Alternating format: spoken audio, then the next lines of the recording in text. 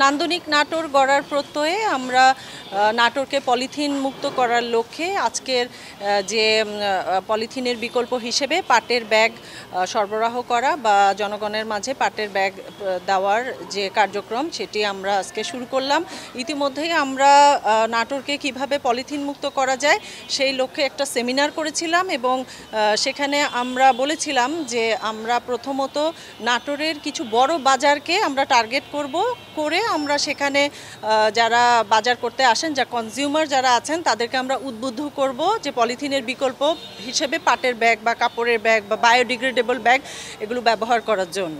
তো সেটারই একটা অংশ হিসেবে আজকে আমরা শুরু করেছি। এভাবে প্রত্যেকটি উপজেলায় আমরা এক একটি বাজারকে টার্গেট করে এই কার্যক্রমটা হাতে নিয়েছি। আমরা চাই যে পলিথিনের ব্যবহার কমে আসুক, পলিথিন মুক্ত নাটোর গড়ে উঠুক। যেহেতু সরকারেরও নির্দেশনা রয়েছে পলিথিন মুক্ত করা বা পলিথিনের বিকল্প ব্যাগ ব্যবহার করা, এবং এটি ইতিমধ্যেই সারা বাংলাদেশে চালু হয়েছে। এ কারণে আমরা নাটোরেও যেন এই কার্যক্রমটা আমরা নিয়েছি এবং এটি যেন সাস্টেইন করে সেই লক্ষ্যে আমরা আজকের কার্যক্রম শুরু করেছি।